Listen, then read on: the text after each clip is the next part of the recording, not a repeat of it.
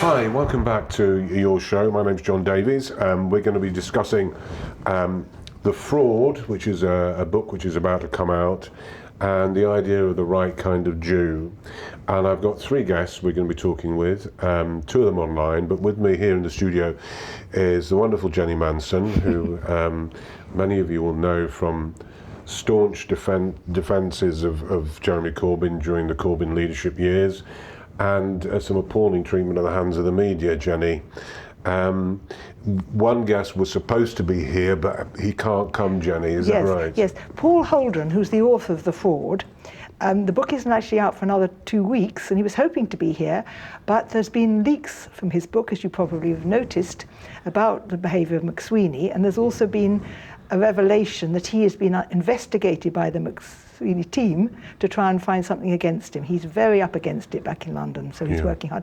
But I will be able to mention one or two episodes from the book later, and also there is a press conference tomorrow morning at La Casa at 10:30, where Richard Sanders, the producer of various Al Jazeera's film, including The Crisis and The Labour Files, will be talking about the book. Great.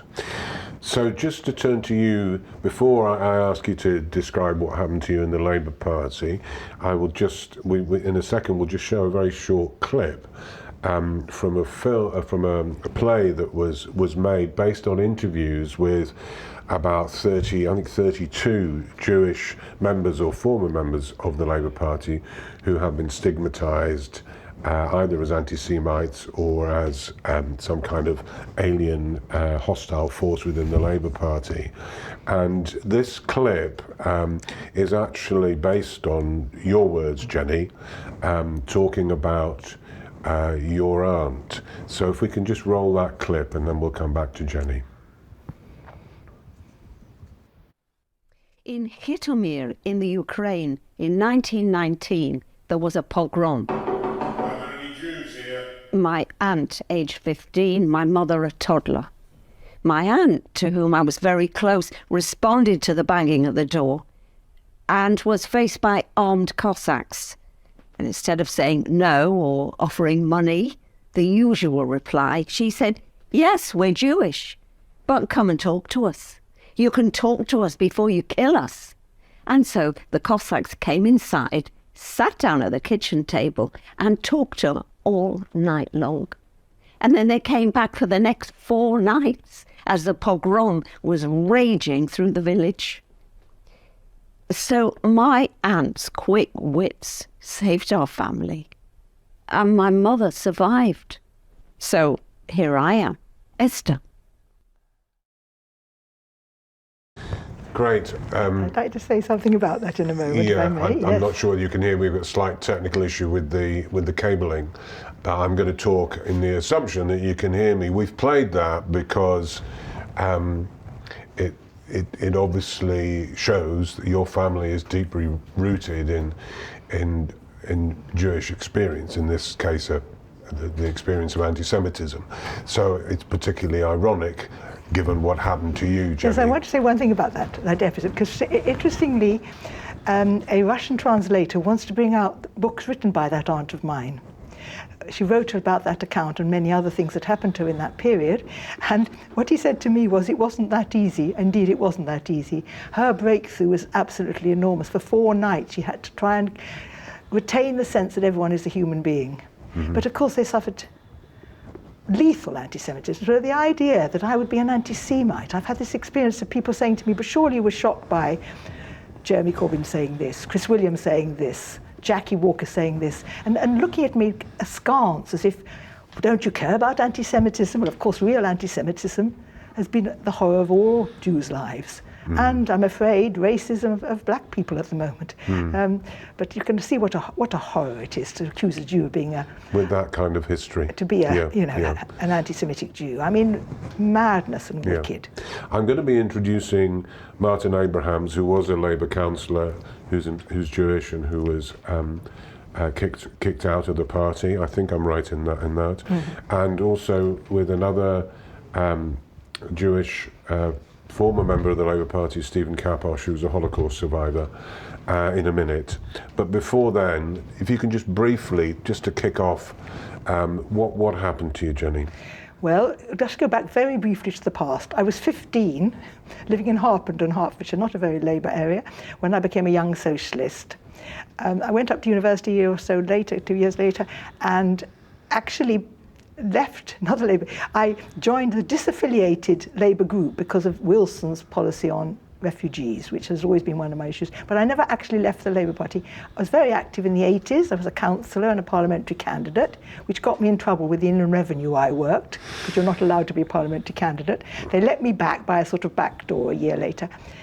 But in recent years, I think it was probably the austerity, the decision by Labour to support the austerity. And when Jeremy stood, I'd been what's called the soft left in my area. You say, here comes the soft left, laughing at me, because my constituency was the basis of the campaign for Labour Party democracy. It was designed there.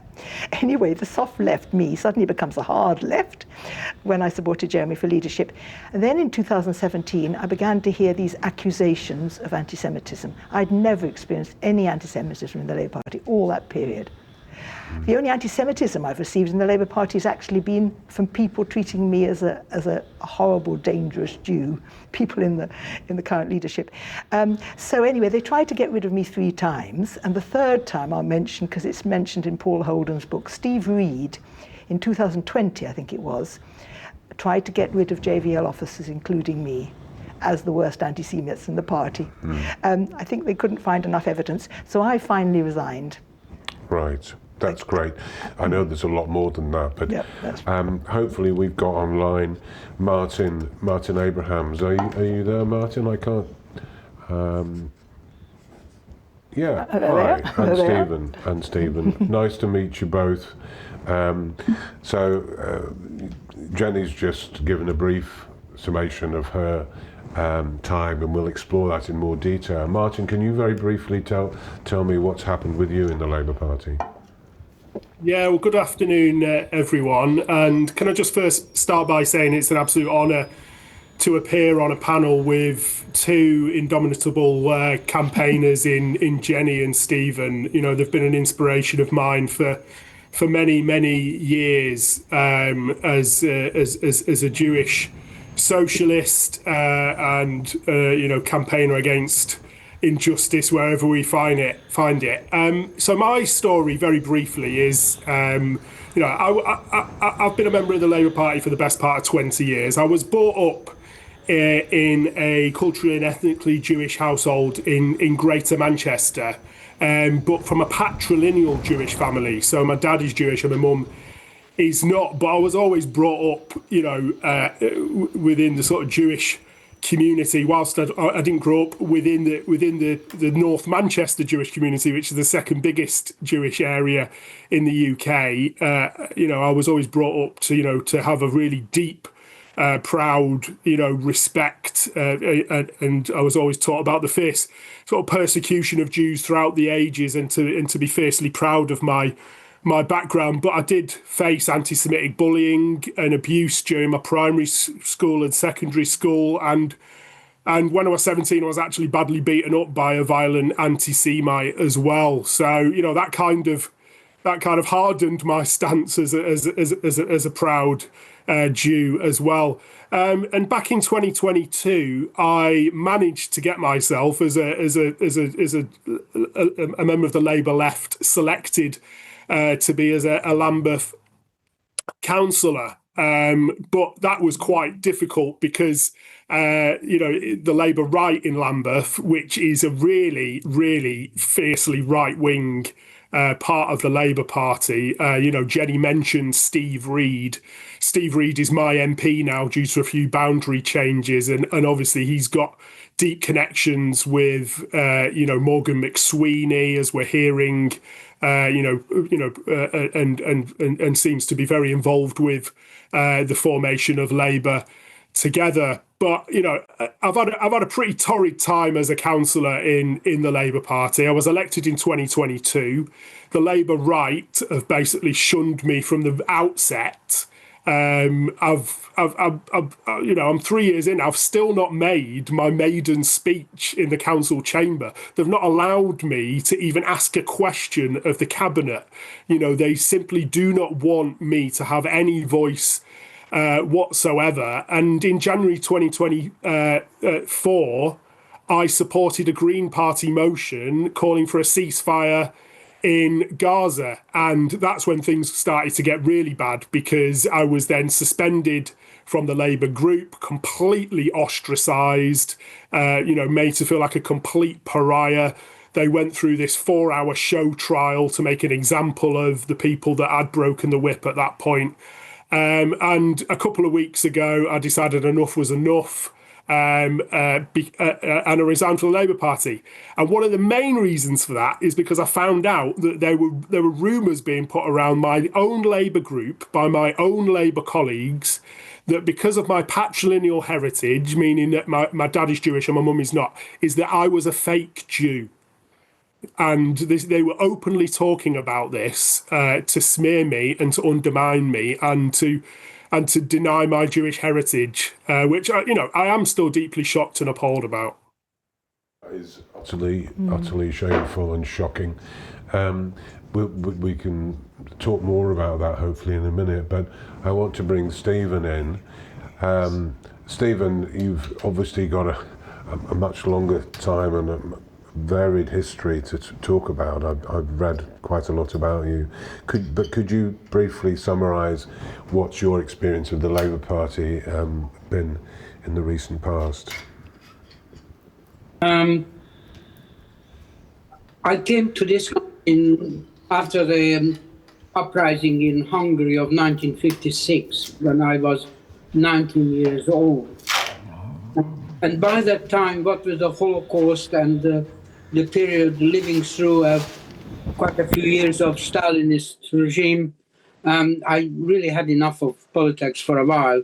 And I was concentrating after arrival on getting fully trained as an architect and later practicing it. And I was always Labour voter, though, and had a left background even from Hungary. But I joined the Labour Party when Tony Blair won the election, and there was a sense of possibilities and relief from the previous Conservative rules, and things could be better. And I was quite active at that time, and the Labour Party organization was not factional in a way that later it became. I was active in my Labour Party branch as secretary and in charge of local campaigns sometimes. And later, I was joint vice chair campaigns for the constituency, still under Frank Dobson's period when he was our MP. And the chair of the Labour Party was the wonderful Raj Chadha. And that was quite a happy period of working together. And then when Keir Starmer took over and a kind of polarization developed, and also I was very put off by the fact that during the secretaryship of David Abrams, we weren't allowed to discuss the most vital political issues of the day. I started to stop going to meetings at that time because I didn't want to be supporting a regime where political discussion was simply banned of the really meaningful subjects anyway. And all this came to a head when I was invited to address a Holocaust memorial meeting by an organization, SLN, who turned out to have been proscribed as a socialist, unwanted socialist group by then. But I was quite happy to speak to almost any group about my direct experience of the Holocaust, because there are few witnesses are left in the position to do so.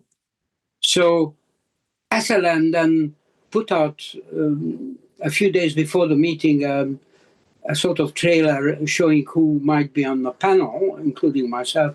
And then I had a warning letter from the Labour Party regional bureaucrats saying that be on warning that if you go ahead talking to this group, then a disciplinary investigation will be started against you.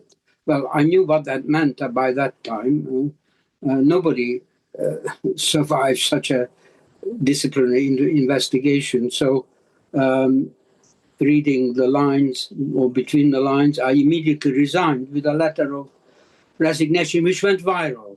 And this is where my real activism started, because that in that letter, I ended it with saying that whatever the current restrictions and movement to the right might be immediately electorally appearing to be useful, in the long term will be on the wrong side of history, and it will be a period of shame that the Labour Party brought into this country, imported McCarthyism, basically.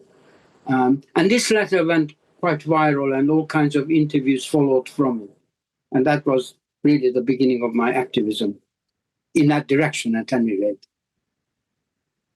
Didn't mention that as a child you you had to hide as a family from the Arrow Cross, the Hungarian fascists. Yeah. But that's But that's the deeper background. yes, of course. It's too much to take in here. The Labour Party experience. Yeah, but we should at least acknowledge We should that. indeed. Just before we go on to discuss, Jenny's going to introduce Paul Holden's book, The Fraud, in a minute.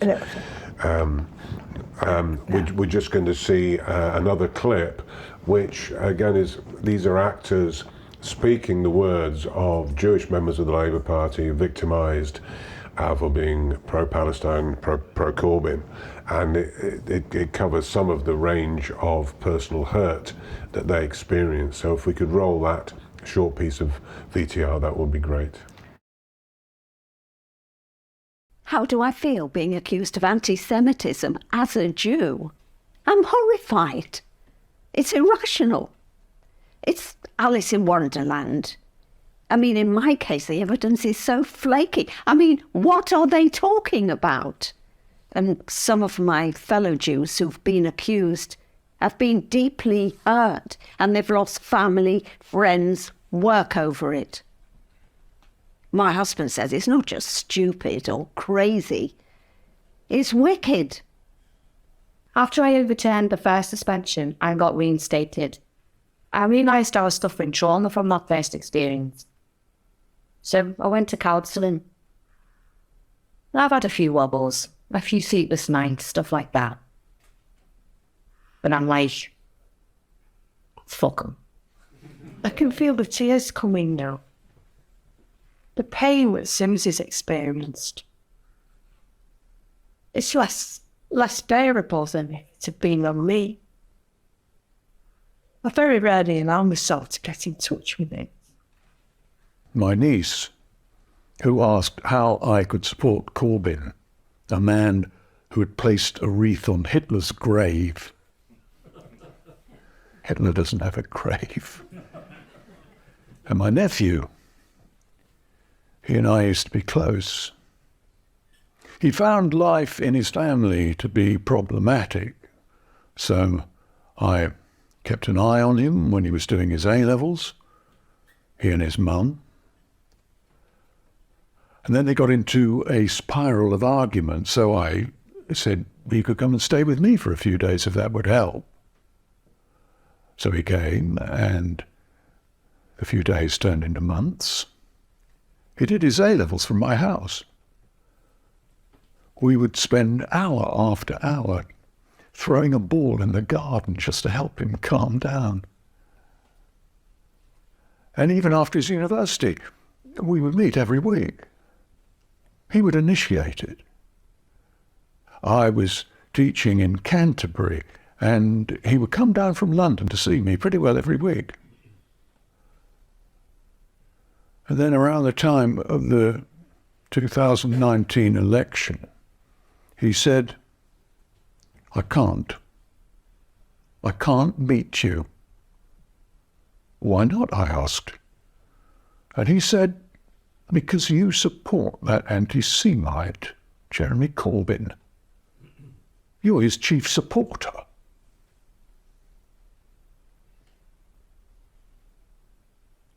Haven't seen him since. I still love him, but he's cut off the possibility of support. I find that last clip really painful to listen to. Jenny's reminded me that we're going to be talking about Paul Holden's book tomorrow at the press conference. Yes. So can I just ask you, why have you called this The Wrong Sort of Jew Was Right, or The Wrong Sort of Jews Were Right? All right. It has to be in the present. Because I wanted to say, I've listened to Martin and Stephen's stories and so many Jewish stories with pain, but a lot of non-Jews caught up in this too. What we were right about as well is that the whole of the anti-Semitism campaign, virtually all of it was a fabrication. And it caught out people like you, John, as well. It had an effect on people's jobs. And John and I were involved in Labour Activists for Justice, where I was actually working with the lawyers. Such stories of such untruths, such false allegations. And bringing it up to date, that's why I want to say the wrong Jews are right. I think it's because of the total breakdown of ethics, any form of ethics in this Labour government, that actually this was a precursor. I think that's what the Ford will disclose as well. Ruthless methods to receive a government that is so ruthless. I mean, the press visit, what's it called? The public visit, the special visit, the royal visit of Trump was a thing of nauseation to watch it. I mean, Trump should not have been admitted here, let alone hosted like that. He's got a huge responsibility for every single death and torture going on in Gaza and the Middle East. And for us to treat him there, maybe to get a little bit more money for selling something, what a total breakdown of morality. No, we were just chatting before, weren't we? The sycophancy. I was in Canada visiting my brother, and I saw on the TV Starmer sitting there with Trump and taking this letter out. I have a letter from the king. Yes. Oh, the depths of the sycophancy are unbelievable. And I want to ask Stephen as well, and Martin, why do you think this all happened? Why do you think this concerted campaign of the weaponization of anti-Semitism happened? But Stephen, can we start with you, and then we'll... Yeah, come back to me, because I've got one rather unusual thing. I think 2017, Jeremy Corbyn's near victory terrified the establishment, and they tried thereafter everything to destroy him, one thing after another. Remember the Czech spy fiasco and all those various things that they tried against Jeremy and his movement and followers. And when they hit upon anti-Semitism, that was the one weapon that they found actually worked. And so that they went to really town on it. And it's been used against the left broadly the world over. And hearing your story, which is a much more recent one, shows that there's a continuation of that attempt to silence people, prevent them from speaking out. Martin, did you want to come in there? Yeah, absolutely. And let's be clear, this is still going on in the Labour Party pretty much as we speak. I was watching the debate on Palestine, which the Labour leadership tried to not even have. They had pulled out all the stops to stop any debate or discussion on Palestine at Labour Party conference today, despite the UN literally a week ago declaring what's happening in Gaza as a genocide, and the Labour Party tried to stop any debate upon that. When they had to have a debate, they allowed two separate motions. One motion was backed by the government, essentially, the kind of, okay, we'll allow this one. It didn't mention the word genocide, and was very milquetoast. The other one, which was backed by the trade unions, was about arms embargoes, was about, declaring the Labour Party agreeing that it was a genocide. And the debate in the conference hall, the chair only allowed speakers from the government-backed motion to talk on it. So even to this point, they're silencing voices that are trying to speak up against oppression, trying to speak up for Palestinians. And my view that this is what it is all about. And they're still absolutely terrified of non-Zionist or anti-Zionist Jewish people having any voice whatsoever to speak out against the crimes and the genocide, the ethnic cleansing and the occupation that's happening in Gaza, across the West Bank, as we speak. It really is a shanda, let's call it. It's a shame upon this Labour Party, and that's why so many Jewish people have left the Labour Party. That's why you've seen more and more Jewish people join things like the Jewish Bloc on the national demonstrations for Palestine. And that's the kind of thing that gives me hope, because I'm also a member of a group called Na'amod, and that's a group that has a lot of young Jewish members, non-Zionist Jews, anti-Zionist Jews, that are really standing up and are very active, and things like that. The Jewish Bloc really give me hope for the future. Right, thanks, Martin. We've only got a couple of minutes left. Very quickly, Stephen said a lot of what I wanted to say. I wanted to talk about what Martin said is absolutely right, and the important issue, which is what it's really about. But superficially, or a bit more than superficially, it was the cleverest, wickedest weapon you could use against Jeremy Corbyn and others, to accuse of anti-Semitism. Accusing us as Jews, we have one safety. To some extent, they hate us because we make this accusation look pretty stupid if Jews are being accused of anti-Semitism. But non-Jews haven't got that defence. And the other thing I wanted to say is the effect on the Labour Party of what Martin Ford, whom I'm hoping will be at the press conference tomorrow, talked about the hierarchy of racism. He wasn't saying one is worse than the other. But for many years, the Labour Party's cared about anti-Semitism, so-called, while they have turned a blind eye to the racism and the Islamophobia, and Diane Abbott suffering from it again. Mm-hmm. And is that a big story? No. Only is a story about Martin, whether Martin's a proper kind of Jew or not. Disgusting stuff. I've been called a fake Jew too, Martin. Yeah. I also think, I don't know how many people will remember the notorious Newsnight interview with Kirsty Walk, where you were treated with contempt, really. And a friend of ours, Tony Booth, wrote a sketch about this. It was almost like they had a free pass to be anti-Semitic. They could treat you like somebody inferior because you were the wrong sort of Jew. And he called his sketch Whack-a-Jew. And welcome back after that crash. I hope you're all there still. We've got to wind up now in this section anyway. Stephen, Martin, thanks very much for those contributions, both really disturbing. Jenny, you were about to tell a comic story about coming out of... Well, after the Newsnight interview, and I've never ever had so many emails, people wrote to me at Chairs JVL protesting. Then the Labour Party investigated me for having quoted Bad News for Labour in that interview. They actually let me off. They even apologised, but that's another story. What I wanted to say was, on this issue, I kept on thinking, now all will be revealed. The HRC report, we did a programme called How the HRC Has Got It So Wrong, chaired by Michael Mansfield, with Geoffrey Bindman saying that the HRC report was unfounded and wrong.